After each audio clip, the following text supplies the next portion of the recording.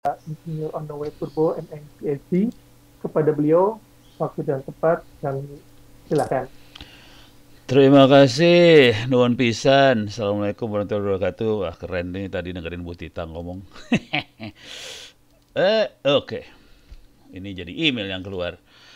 Wes email deh lagi. Oke. Ada 3 poin yang pengen saya sampaikan pada kesempatan ini. Satu, betapa dahsyatnya bangsa Indonesia urusan kreativitas. Kita tuh keren banget urusan kreativitas.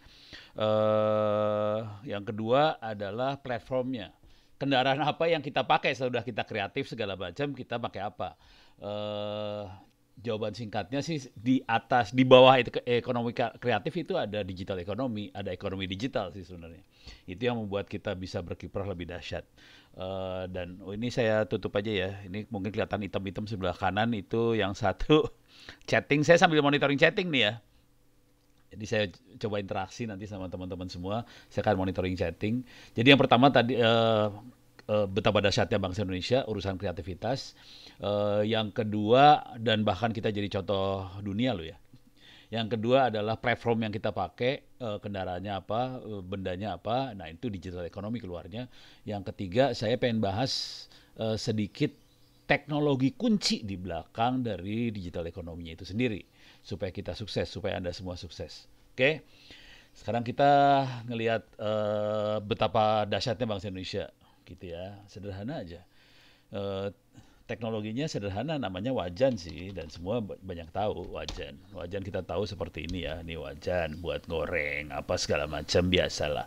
Cuma kalau udah ditambahin kata bolik, itu dahsyat langsung, beda banget. Dan ini yang membuat kita bisa berinternet dengan murah gitu ya.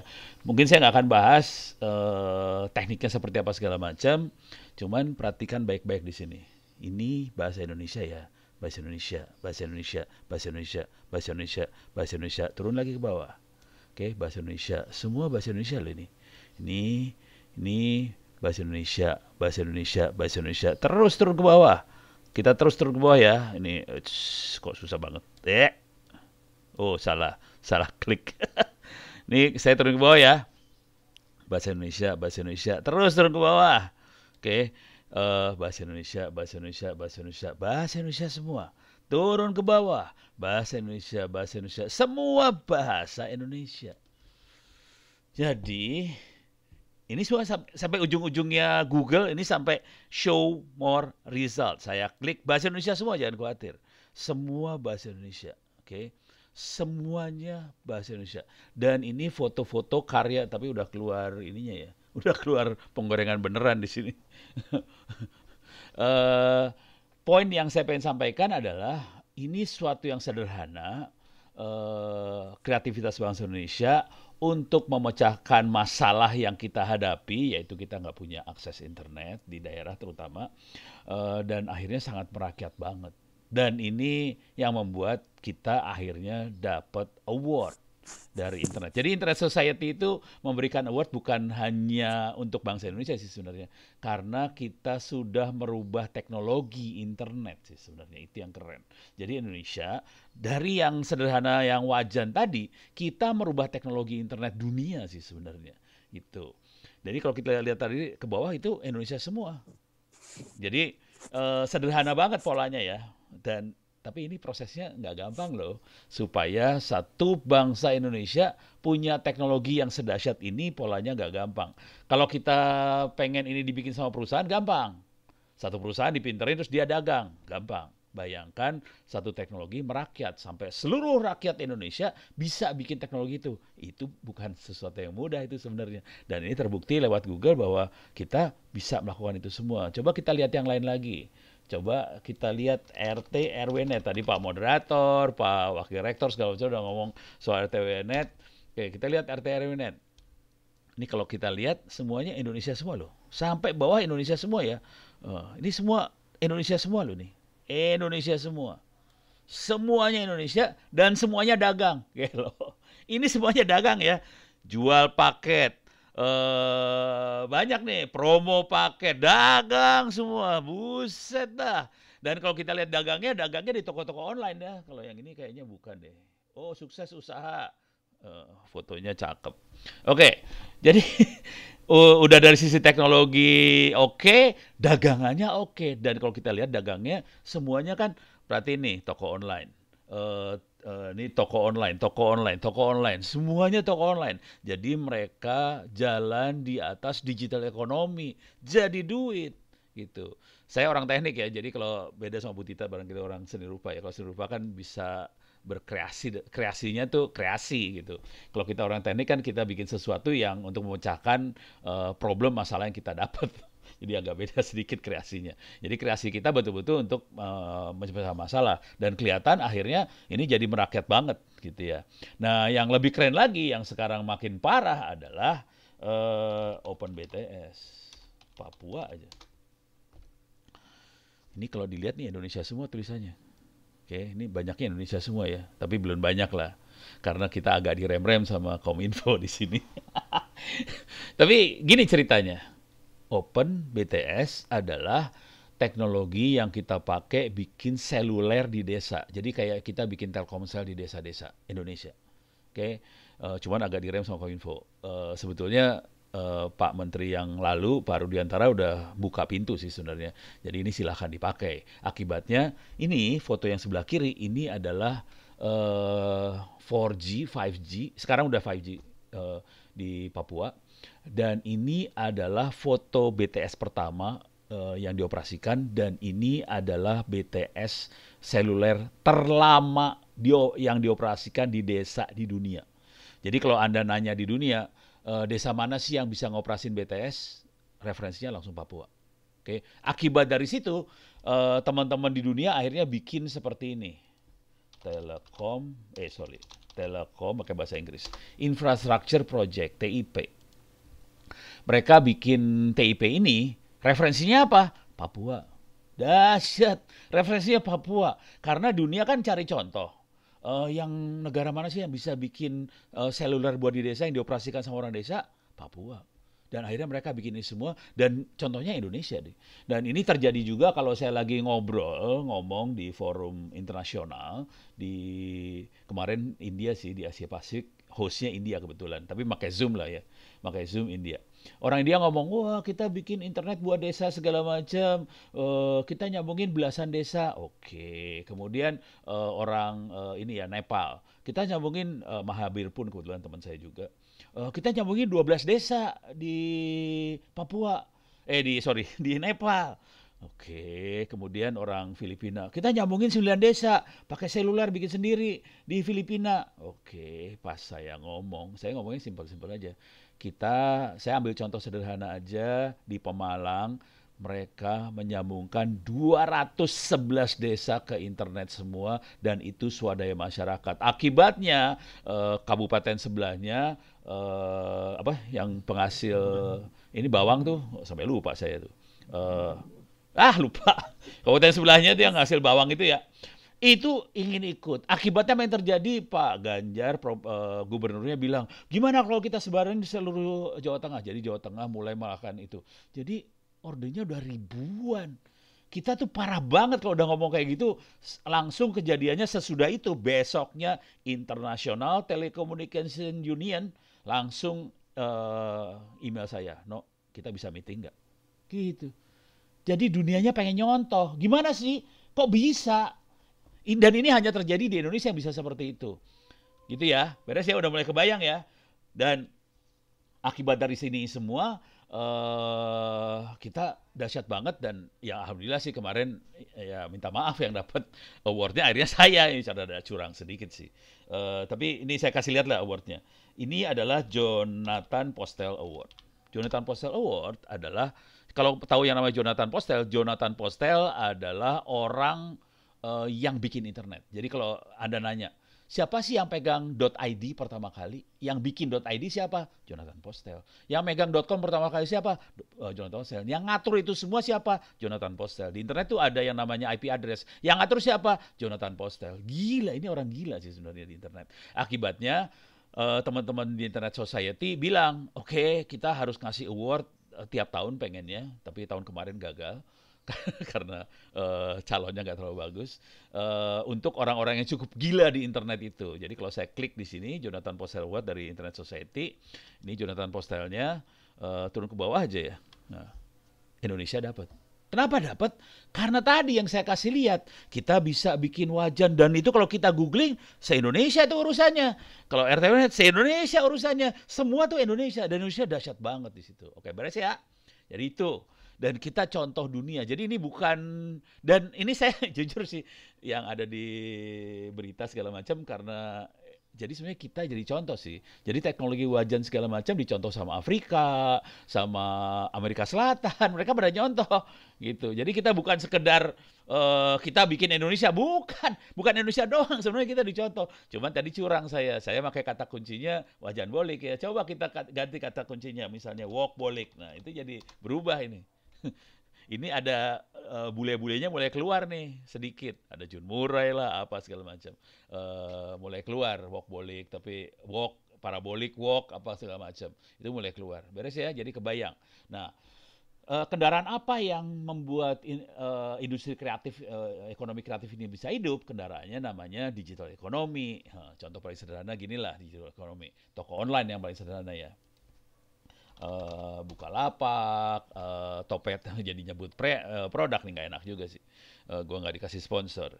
Ini bisa kita lihat di sini, bisa masuk Tokopedia, Shopee segala macam. Itu yang paling sederhana ya, toko-toko online. Itu paling sederhana banget. Oke, dan sebenarnya kunci dari sini adalah coba perhatikan baik-baik toko-toko online, media sosial, YouTube, IG dan sebagainya. Perhatikan baik-baik. Bedanya apa antara media ini dengan media yang media sosial ini. Jadi cara kita bertransaksi yang lama dengan media yang baru ini bedanya apa?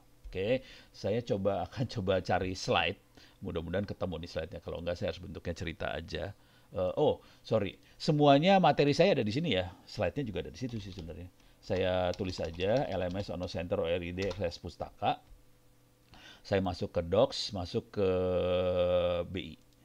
BI adalah Bank Indonesia. Kebetulan ini materi yang memang dipakai untuk ngajar di Bank Indonesia sih sebenarnya. Jadi kebetulan Bank Indonesia periodik minta saya ngasih ceramah buat pimpinan-pimpinan segala macam.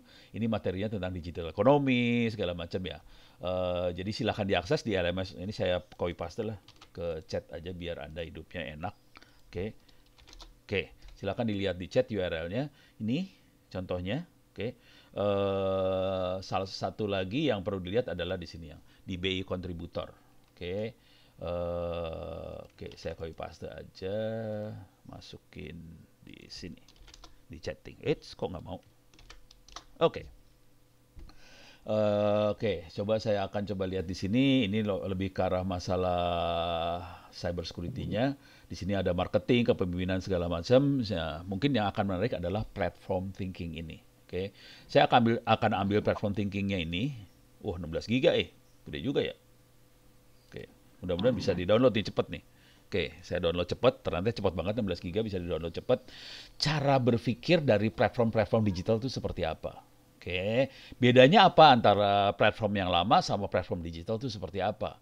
Dan ini yang akan menjadi kunci bagaimana kita bisa sukses di ekonomi kreatif, digital ekonomi kreatif tadi ya.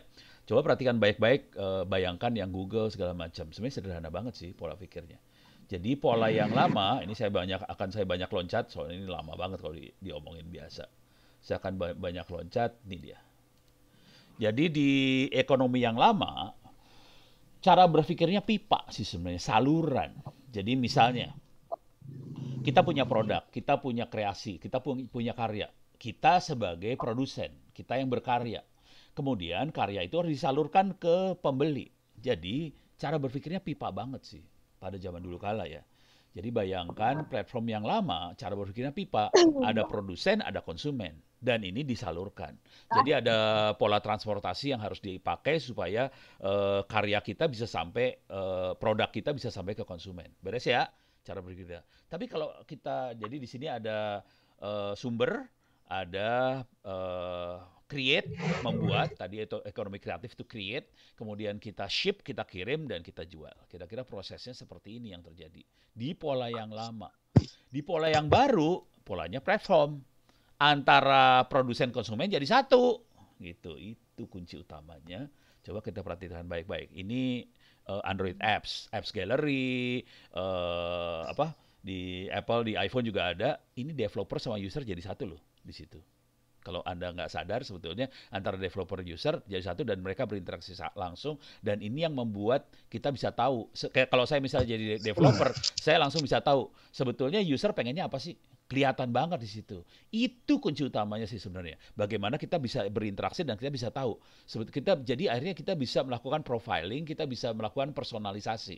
Sebetulnya user pengennya apa sih? Nah, kita lihat lagi yang paling beken, yang paling gampang banget, YouTube lah paling gampang. Antara kita yang bikin video sama yang nonton di platform yang sama. Kita bisa pakai YouTube buat naruh video, kita bisa pakai YouTube buat nonton video. Sama, bareng. Gitu ya. Nah, beres ya. Jadi ini yang harus kita ngerti, bahwa sebetulnya jalan rayanya adalah satu. Kita jadi satu. Dulunya kepisah, sekarang jadi satu. Pola pikirnya jadi beda banget sih sebenarnya. Yang paling kerasa banget adalah kita jadi bisa profiling. Kita bisa tahu banget konsumen kita butuhnya apa sih. Nah, yang suka sama saya siapa sih?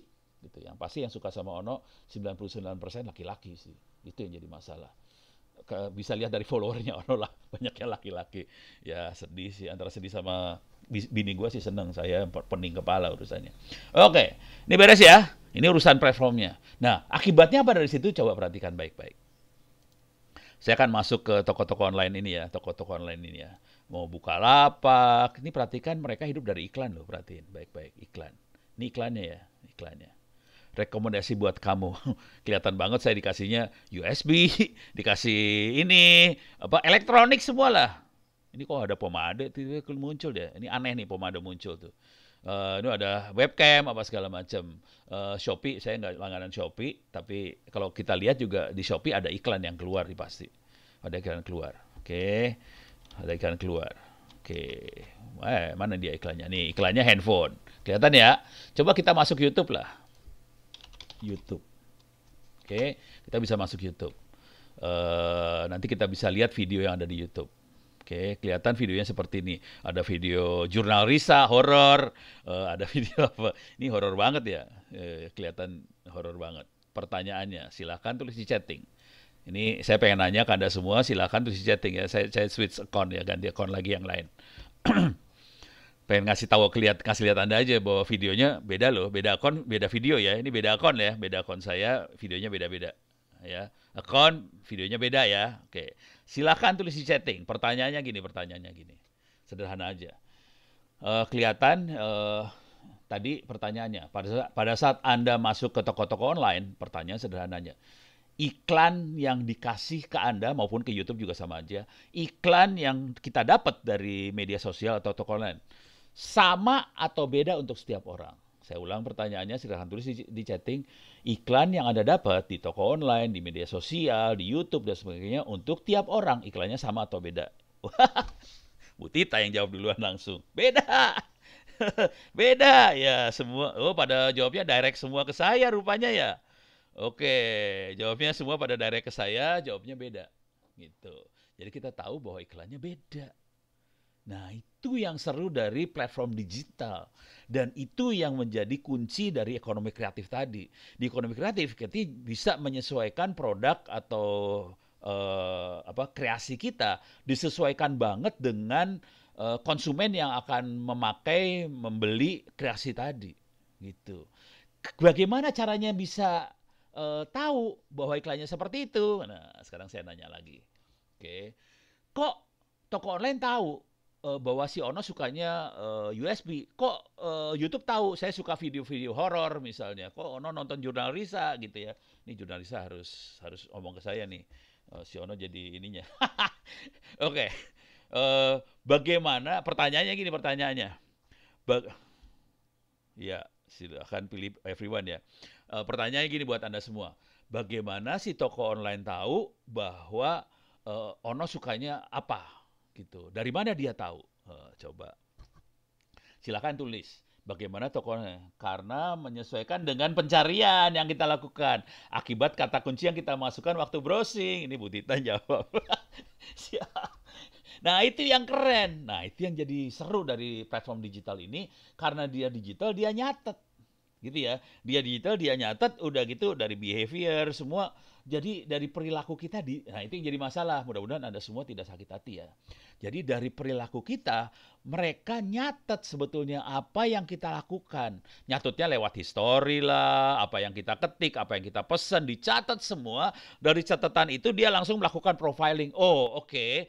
Ono sukanya elektronik. Oh, oke. Ono suka webcam. Ono suka apa. Ini juga terjadi dengan YouTube. Video yang Ono tonton apa aja. Nanti video-video yang genrenya itu akan dikeluarkan kalau Ono login gitu ya. Jadi dengan cara itu yang biasanya orang-orang bilangnya kalau kita ngomong sama teman-teman di startup, di perusahaan-perusahaan internet tadi, mereka akan bilang itu namanya user experience gitu. Atau customer journey kayak gitu. Jadi kita bikin supaya websitenya mereka betul-betul sesuai dengan kebutuhan si pengguna, orang yang make. Dengan cara itu dagangan jadi laku gitu. Kebayang ya? Jadi sebenarnya sederhana banget, kita dicatat. Nah, kalau bahasa yang lebih kasar sebetulnya kita dimata-matai. Mudah-mudahan nggak sakit hati ya. Jadi kita dimata-matai oleh toko-toko online segala macam. Dimata-matai buat apa? Supaya mereka bisa menyesuaikan produk yang dikasihin dengan apa yang kita butuhkan. Kira-kira gitu.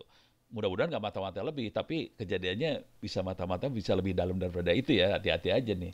Jadi ada proses mata-mata di situ sih sebenarnya. Beres, sudah mulai kebayang ya. Nah, setelah proses mata-mata itu terjadi, ini jadi misalnya ini saya contoh aja, misalnya saya cari misalnya saya sukanya sama ini sih sebenarnya sambal oncom.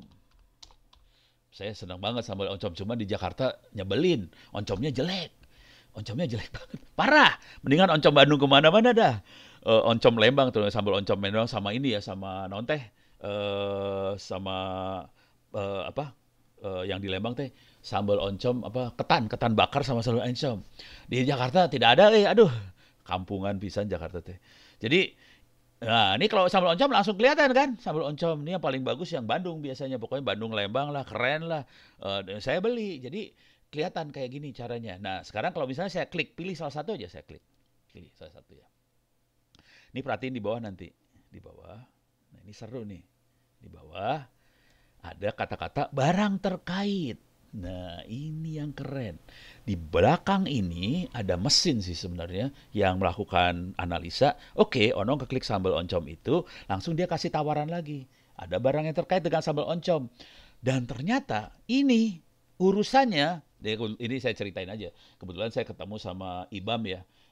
Dia vice president dari Bukalapak.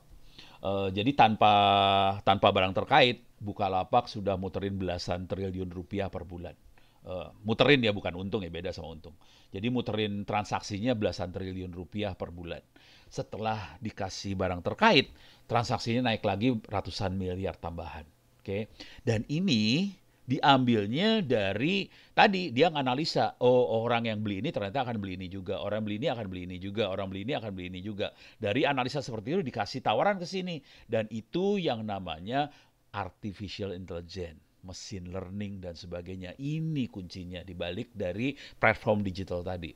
Jadi tadi saya kasih lihat bahwa bangsa kita bisa kreatif, bangsa kita bisa jalan di atas platform digital. Di balik platform digital ini ada yang namanya mesin learning, AI dan sebagainya. Dan jujur, makhluk mesin learning, AI dan sebagainya ini harganya mahal, dan sayang sekali nggak banyak jurusan informatika yang ngajarin AI dan sebagainya gitu ya. Jadi ini masukan aja buat Pak Wakil Rektor, Dekan dan sebagainya, tolong mahasiswanya kalau bisa jangan hanya mahasiswa informatika yang diajar, kalau bisa semua jurusan diajarin AI machine learning, dan itu gampang banget sih. Ngajarinnya nggak susah banget sih sebenarnya. Jadi kita bisa belajar seperti itu. Oke, supaya lulusan kita jadi siap untuk beroperasi di dunia digital tadi, digital ekonomi bisa beroperasi dengan lancar di digital ekonomi. Karena apa? Karena memang di balik itu semua ini platformnya machine learning, AI dan sebagainya. Contoh sederhana lah, contoh sederhana. Silahkan dijawab di chatting ya. Ini contoh sederhana. Kita yang kita sering ini kan Google ya. Coba saya googling. Google. Kita bisa nyari macam-macam di Google. Oke. Pertanyaannya silahkan dijawab. Google itu perusahaan apa? Mampus lu pada.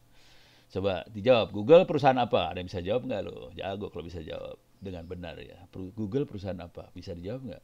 Mateng lo pada. Perusahaan internet salah. Ada yang jawab nih. Search engine, Pak Akhyar, kayaknya dosen nih Pak Azhar. Minta maaf Pak Azhar, perusahaan search engine salah. Kayaknya nggak ada yang bisa jawab. Susah ini. Jasa Bu Tita, minta maaf salah Bu Tita sekarang. Oke, kayaknya salah. Data mining, hampir benar tapi salah.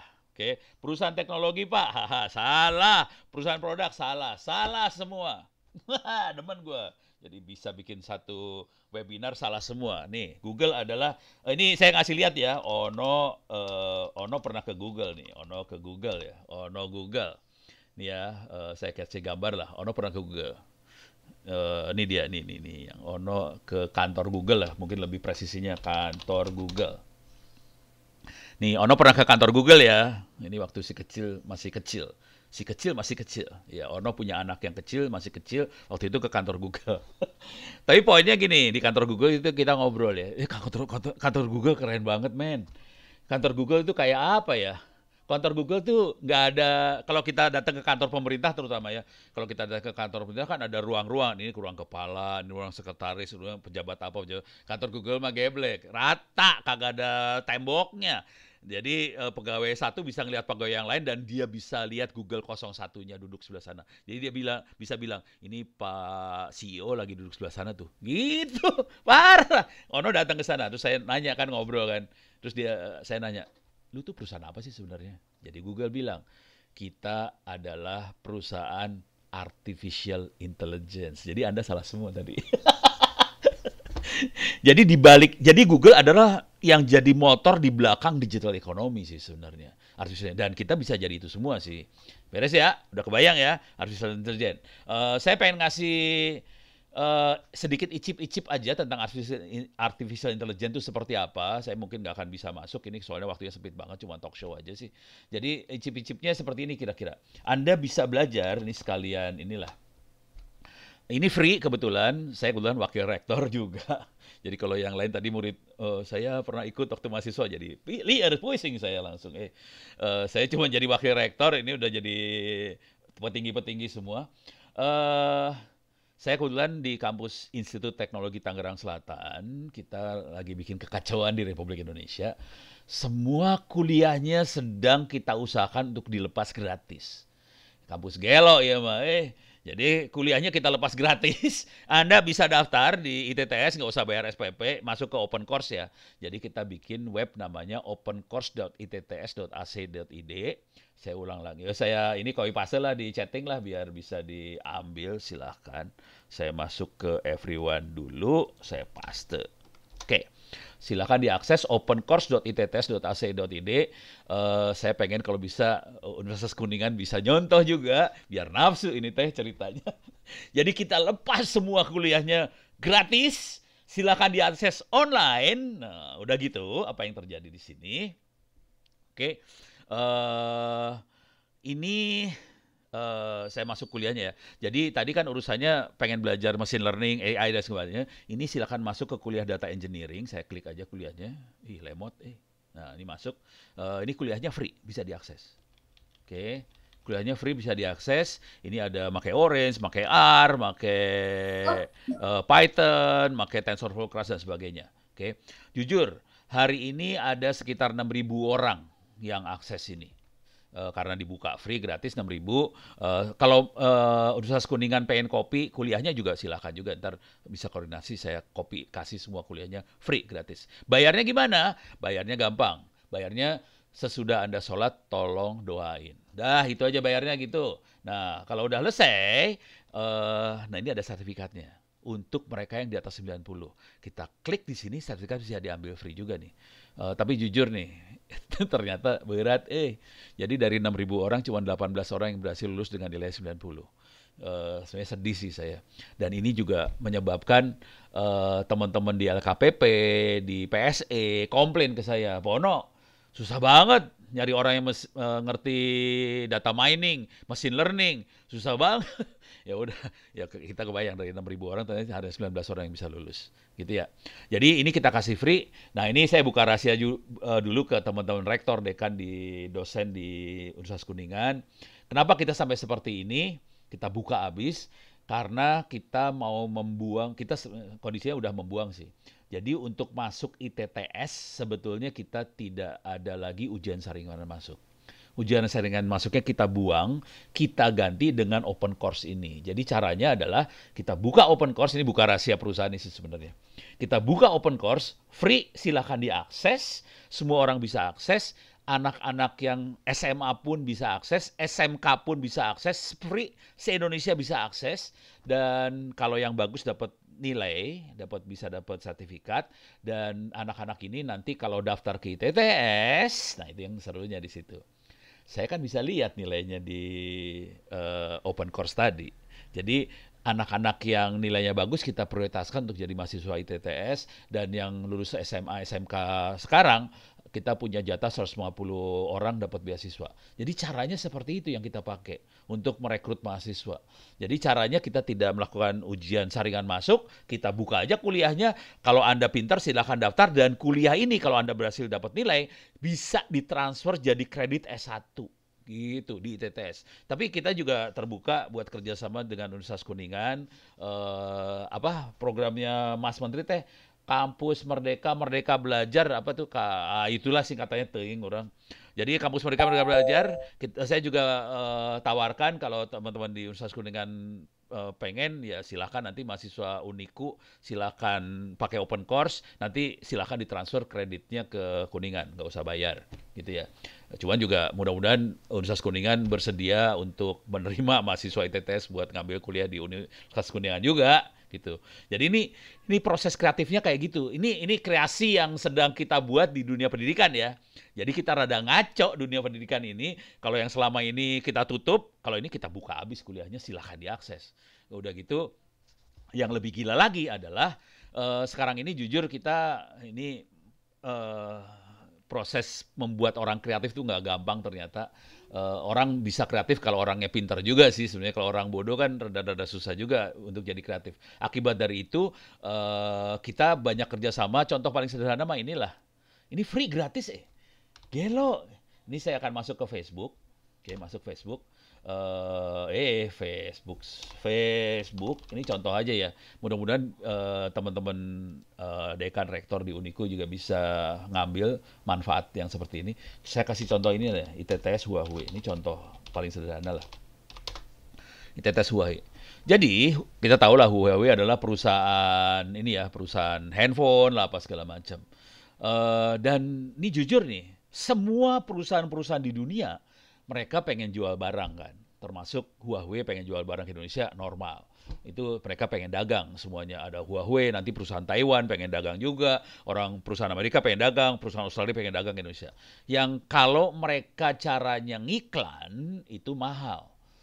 Karena mereka harus bayar iklan ke ke media, majalah dan sebagainya. Jadi yang dipakai sama perusahaan-perusahaan internasional multinasional tadi adalah mereka kasih ilmu ke kita. Ngasih ilmunya gratis nih, gila. Ngasih ilmunya gratis. Ini Huawei bikin program namanya Huawei Academic Collaboration apa gitu ya. Coba saya cari Huawei Academic Collaboration Program. Anda bisa baca, ini teman-teman di Uniku bisa baca, Pak Rektor, Pak Wakil Rektor, Dekan segala macam bisa baca. Mereka punya Academic Collaboration Program, hari ini masih gratis. Kebetulan sekali saya dapat yang gratis jadinya. Akibatnya ini gratis loh. Dan ini perhatiin ada 1.100 mahasiswa, 1.118 mahasiswa ITTS bergabung, dan mereka akan mentraining mahasiswa ini untuk bisa bikin aplikasi Android di Huawei. Tapi bukan hanya Huawei, karena ini aplikasi Android nanti bisa ditaruh di Android biasa juga, bisa juga di iPhone, dan ini free, gratis. Ada 1.100 mahasiswa yang terlibat, dan kalau mau jujur sih, ini adalah yang terbesar di Indonesia. Jadi orang Huawei ngomong ke saya, Pak Ono terima kasih banyak, dan ternyata ITTS gelo. Dan ini paling besar dari kampus-kampus yang lain, nggak sebesar ini sih. Yang kedua besar adalah BINUS sih, ada 800 mereka. mahasiswa yang terlibat di sini. ITTS parah 1.100 yang terlibat dan ini kita akan mulai besok hari hari Senin malam. Kita akan mulai selama 5 minggu. Anak-anak ini akan di training untuk jadi Android developer dan ini gratis. Dan sarannya kalau bisa di Uniku atau kampus mungkin ada kampus-kampus lain yang juga monitor, silakan minta sama Hua, tapi harus mereka hanya mau kalau di atas 250 orang ya. Kalau Anda punya lebih dari 250 orang yang terdaftar, harus daftar juga sebagai Huawei developer, silakan minta. Gitu ya. Dan kita nggak berhenti sampai di situ aja untuk membuat orang-orang jadi pinter dan nantinya mungkin bisa jadi motor buat ekonomi kreatif ini. Kebetulan ITTS, Institut Teknologi Tangerang Selatan, lokasinya di Tangerang Selatan, dan pemerintah Tangsel, Tangsel Kota Go Ide ini, pemerintah Tangsel itu, mereka bikin situs, ini gelo juga, mungkin bisa dicontoh sama Kuningan nanti. Situs namanya Tangsel Belajar, saya akan masuk ke websnya Tangsel Belajar, kisahnya gelo ini mah, kacau ini. Masuk Moodle, modal lagi, salah minta maaf, Moodle.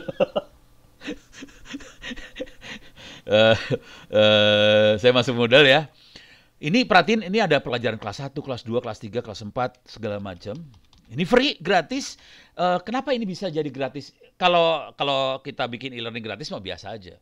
Yang jadi seru di sini adalah si kota Tangerang Selatan punya sambungan wifi ke kelurahan-kelurahan, kecamatan-kecamatan, dan ini dibuka gratis buat warga. Jadi warga tidak lagi harus pusing urusan pulsa, kuota, dan sebagainya. Mereka cukup akses wifi hotspot gratis yang dioperasikan sama kota Tangerang Selatan, dan anak-anak di sana nanti bisa akses ke kelas-kelas belajar ini, tryout ini free, gratis. Tryoutnya kayak ujian online biasa aja, tapi yang penting adalah itu semua bisa kita akses secara gratis. Oke, jadi mereka bisa akses gratis. Ini sedang baru dimulai sekarang ini, dan mudah-mudahan ini bisa jadi contoh buat. Alah, ini handphone istri saya bunyi. Ada di mana handphonenya? Parah. Oke, jadi ini nanti bisa diakses sama mereka, ibu, orang tua murid, jadi nggak usah pusing kepala. Dan kita berharap ke depannya dalam waktu setahun, 2 tahun, beberapa tahun ke depan lah, warga Tangerang Selatan jadi pinter-pinter. Dan kita berharap banget pola ini bisa diadopsi sama kota-kota lain yang di Indonesia supaya bisa naik semua warganya ke atas dan kita bisa pintar semua. Nah, mumpung saya ada di Kuningan ini sekarang, mudah-mudahan Uniku bisa membantu juga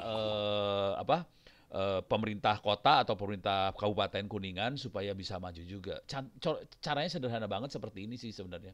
Oke, jadi kalau kita di ITTS kita banyak kerjasama juga dengan industri-industri internasional. Ini kebetulan saya lagi koordinasi tadi, kalau perhatiin di awal saya masih banyak matanya ke samping karena saya lagi email segala macam ke Taiwan dan sebagainya. Kita lagi koordinasi supaya perusahaan-perusahaan itu masuk ke Indonesia dan ngajarin bangsa Indonesia untuk bisa pinter, dan ini semuanya akan free, gratis, dan mudah-mudahan ini pola-pola seperti ini bisa diadopsi sama Kuningan supaya kita bisa naik ke atas.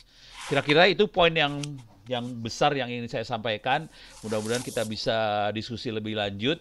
Dan terus terang saya dengan senang hati kalau butuh bantuan segala macam, kita dengan senang hati bantu. Dan salah satu yang barangkali perlu saya kasih catatan lagi, teman-teman di lapangan, tadi kan saya ngasih lihatnya cuma wajan bolik, RT RW. Sebenarnya jujur, teman-teman di lapangan hari ini udah lebih dahsyat dari itu. Kita sedang dalam proses menarik fiber optik kecepatan 1 Gbps ke desa-desa di Republik. Dan ini dilakukan oleh bangsa Indonesia, minta maaf ya, bukan oleh perusahaan-perusahaan plat merah milik Republik, tapi bangsa Indonesia yang narik sendiri karena harga fiber optik harganya cuma sekitar Rp3.000 per meter hari ini, murah banget. Kita tarik fiber sih sekarang, gitu. Oke, mudah-mudahan bisa bermanfaat. Terima kasih banyak. Billahi taufik wal hidayah. Assalamualaikum warahmatullahi wabarakatuh. Saya kembalikan lagi kepada moderator. Baik, terima kasih